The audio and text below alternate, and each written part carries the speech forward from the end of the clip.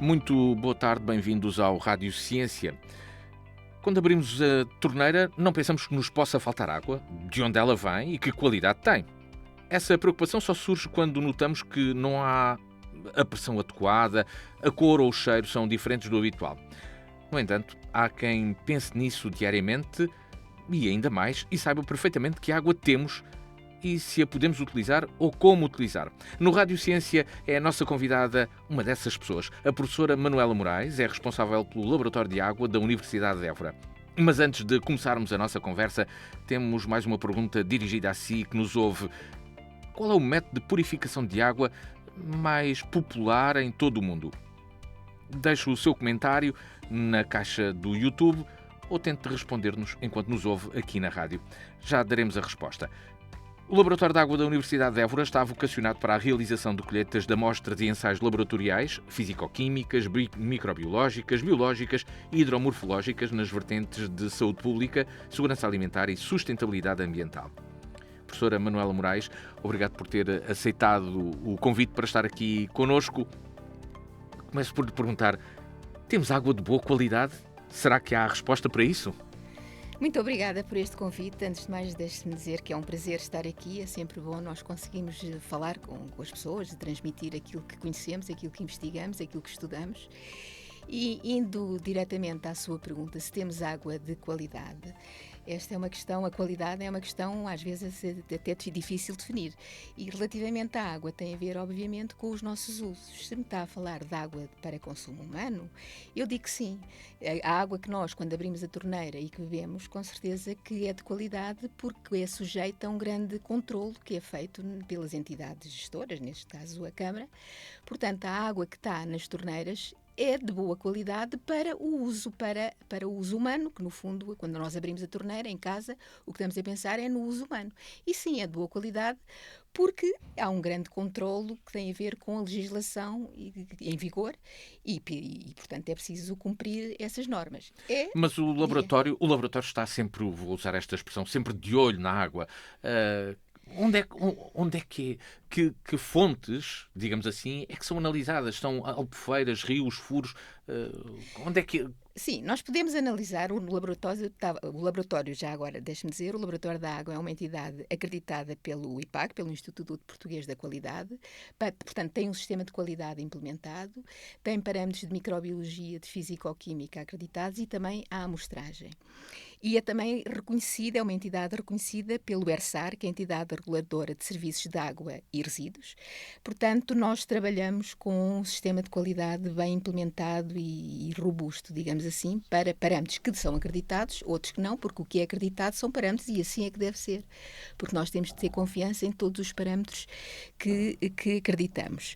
Agora, a pergunta que tinha feito era... Que água é essa que analisa? É a água das albufeiras, dos rios, de nós furos? Analisamos é qual? Tudo. Portanto, há diferente tipo de águas. Há as águas para abastecimento, que obviamente é regida por determinadas diretivas. Temos a água bruta, e a água bruta pode ser água de rios e água de albufeiras. E nós analisamos essa água de acordo com as perguntas que queremos responder. Por exemplo, se estivermos a estudar a qualidade, o estado da água, a qualidade ecológica, temos que analisar determinados parâmetros, isto para o cumprimento, por exemplo, da Diretiva Quadro da Água. Analisamos determinados parâmetros e estamos, nesse caso, a avaliar a integridade ecológica ou o estado ecológico. Se tivermos a ver o efeito, por exemplo, de determinadas pressões, de minas ou de outras pressões, estivermos a ver, por exemplo, agora o efeito dos painéis fotovoltaicos nas albufeiras, que é uma coisa que nós agora temos, também vamos estudar determinados parâmetros. Portanto, tudo tem a ver com o objetivo com que estamos a estudar, com o objetivo que pretendemos dar resposta. Portanto, a análise da água é sempre feita em relação a um objetivo que é colocado inicialmente. Com esse exemplo dos painéis solares, é um exemplo de que permanentemente há desafios para descobrir e questionar a qualidade da água. Quer dizer, não é algo que nós pensemos, já foi tudo quase descoberto. Não, há desafios permanentes e novos. Não. A natureza é dialética. Ou seja, a natureza está numa perfeita, sempre em transformação. Sempre em transformação. Por exemplo, as alterações climáticas é um exemplo. Até as próprias estações do ano nos indicam que a natureza segue um ciclo de transformação contínua. E os painéis fotovoltaicos nas albufeiras, eu não sou nem contra nem a favor. Temos é que fazer a monitorização adequada para perceber que aqueles painéis não terão ou não algum efeito na qualidade da água. Eu penso que se tudo for monitorizado e tomadas as medidas em função dos resultados que fomos tendo, tudo é possível. É preciso termos esta visão integrada e ajustada das coisas, neste caso da água, em função dos usos. Que tipo de análises são realizadas neste laboratório? Químicas, biológicas? O que é realizado? O nosso laboratório está organizado em setores. Temos um laboratório de microbiologia, portanto, estudamos os parâmetros, analisamos os parâmetros da legislação para a microbiologia. Tem outro setor, o setor físico-químico da água, onde analisamos também os parâmetros físico-químicos. Temos um setor de algas unicelares, porque nós estamos muito também vocacionados para analisar a qualidade ecológica, o estado ecológico da água, e, portanto, fazemos análise das algas fitoplanctónicas, que é muito importante por causa da eutrofização, por causa daqueles problemas que, com certeza, já ouviu falar, que são as cianobactérias, que podem causar toxicidade na água. Portanto, nós estamos muito vocacionados também para as algas unicelares e para as diatomáceas, que é outro elemento biológico, que é um grande indicador da integridade ecológica e do estado ecológico. Aliás, é um elemento obrigatório na avaliação do estado no âmbito da Diretiva Quadro da Água. Temos outro setor para os macroinvertebrados bentónicos, que são aqueles organismos pequeninos que vivem no fundo dos rios e que são um grande indicador da qualidade da água. E para além disso, temos também projetos de investigação que fazíamos e que desenvolvemos nesta infraestrutura. Deixe-me dizer que o nosso laboratório é também uma infraestrutura de investigação reconhecido pela parceria Water for All, que é uma parceria europeia financiada pelo programa Horizonte Europa, e que o grande objetivo é a segurança da água, e nós somos reconhecidos internacionalmente por como uma infraestrutura de investigação. Neste trabalho de investigação, e há pouco já aqui falou até de projetos, como é que se faz a ligação do laboratório com outras entidades? São outras entidades que procuram e desafiam o laboratório a encontrar soluções Sim. para problemas identificados? Ou isso surge mais do lado da academia e dos investigadores que têm sempre as suas perguntas que carecem de resposta? Deixe-me só então explicar. O laboratório é uma unidade grande, não é? Que tem estes setores que são acreditados, não é? Para os parâmetros, e depois, simultaneamente, é uma unidade que, obviamente, não está ligada completamente à parte analítica, porque tem que haver uma imparcialidade nos resultados, e na componente mais de investigação, na qual eu também me revejo muito e na qual eu colaboro e na qual eu coordeno, temos vários projetos de investigação, uns que concorremos, por exemplo, à FCT, à Fundação para a Ciência e Tecnologia, outros até no âmbito, neste momento temos um projeto em curso, um PRR no âmbito de uma saúde, e portanto são projetos que nós concorremos em parceria na perspectiva da investigação. Agora, também temos outros projetos, que eu até chamarei mais projetos de desenvolvimento, que são as entidades que vêm ter connosco, que nos convidam. Estou, por exemplo, a pensar na agência... Que entidades, Estou, por exemplo, a pensar na Agência Portuguesa do Ambiente, na ARH do Alentejo, que vêm ter connosco e nos solicitam trabalhos, projetos, não é? Portanto, mais nesta perspectiva do desenvolvimento, porque nós damos resposta ao que eles pretendem, mas com base, enfim, no nosso know-how técnico e científico. A Agência Portuguesa do Ambiente é, de facto, um parceiro muito importante para nós, que nós consideramos muito e preservamos muito, porque eles é que definem e colaboramos muito, mesmo em termos técnicos e científicos, em termos de discussão. A EDIA também já trabalha. Agora, neste momento, não temos nenhum trabalho em curso com a EDIA, mas já tivemos muitos com a EDIA. Várias câmaras municipais.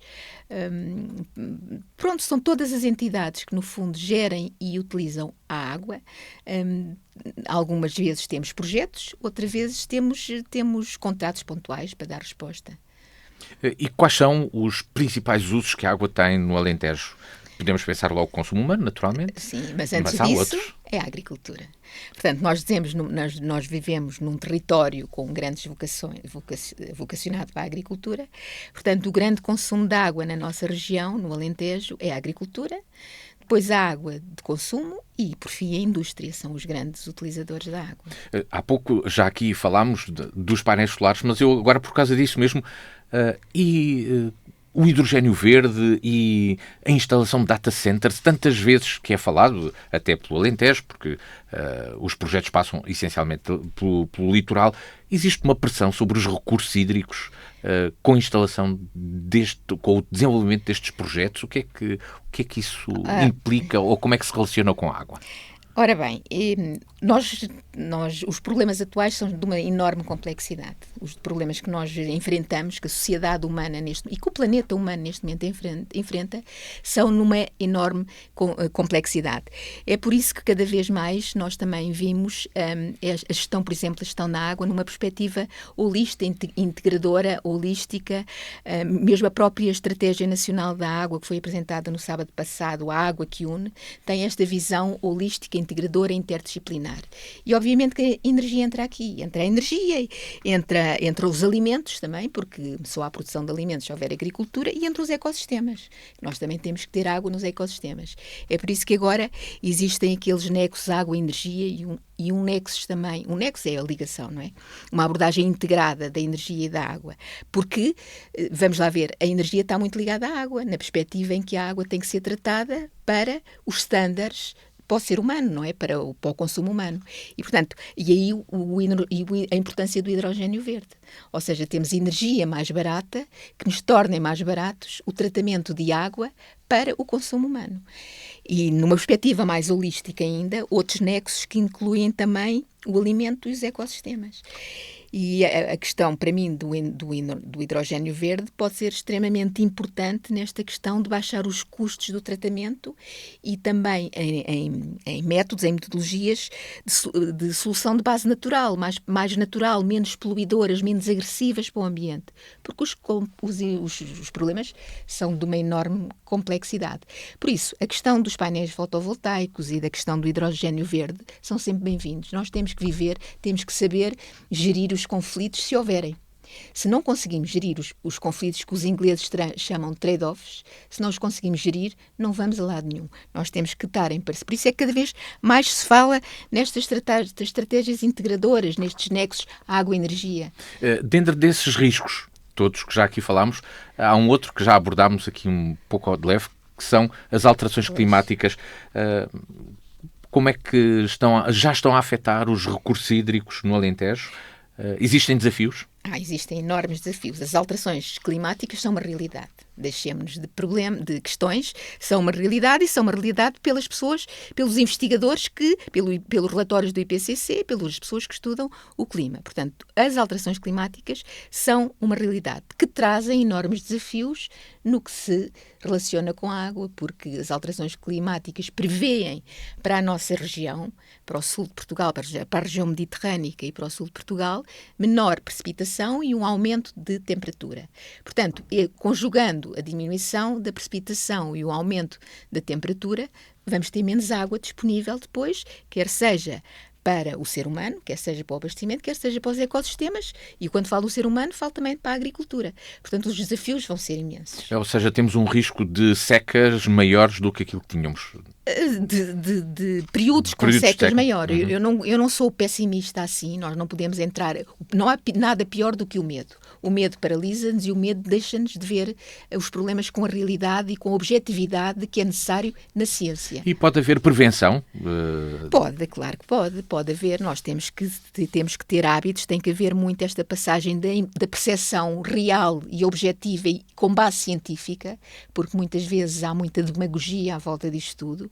Portanto, e estes programas talvez contribuam para isso e, portanto, eu estou muito feliz de estar aqui, se de alguma forma aquilo que nós fazemos na academia poder servir para um aumento da percepção na população. Portanto, nós podemos muita coisa, podemos ter hábitos mais sustentáveis, mais relacionados com a questão da água.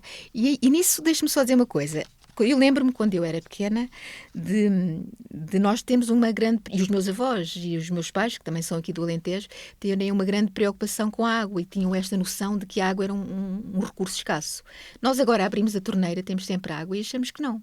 Mas é um recurso escasso. E é um recurso escasso que tem que ser protegido. E, portanto, é preciso passar esta informação. É preciso passar esta percepção que temos que ter hábitos saudáveis e sustentáveis. Esse, se calhar, é um dos desafios que o Alentejo é a tem. literacia. Agora fala-se muito em literacia, a literacia para a água. Mas que pode garantir a sustentabilidade do recurso no futuro. Pode e deve. E a sustentabilidade do recurso na perspectiva do ser humano e também dos ecossistemas, porque nós temos a obrigatoriedade de preservar a biodiversidade.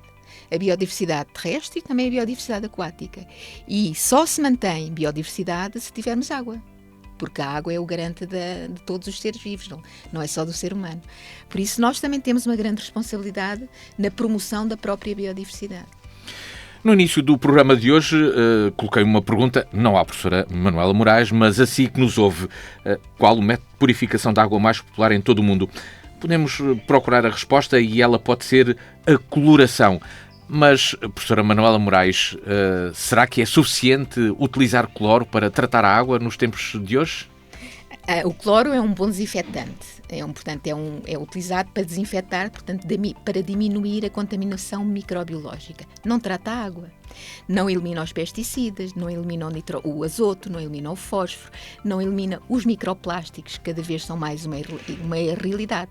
Portanto, o cloro é importante para desinfetar, digamos assim. E eu lembro-me daqui a uns anos ter estado no Brasil e aquelas comunidades remotas que viviam no interior, a única coisa que faziam era utilizar o cloro e diziam que estavam a tratar a água. Não estão a tratar, estão a desinfetar a água. E, portanto, convém ter essa noção que o cloro é um bom desinfetante da água, mas não trata a água. Ou seja, elimina micro-organismos. Elimina micro-organismos, basicamente é isso. Muito obrigado, professora Manuela Moraes, investigadora e responsável pelo Laboratório da Água da Universidade de Évora, pela sua presença neste Rádio Ciência. O Rádio Ciência é um programa da DNFM, produzido em parceria com a Universidade de Évora, realização de Luís Matias. Está no ar de 2 em 2 semanas, à sexta-feira, às 11h30 e às 4h30 da tarde.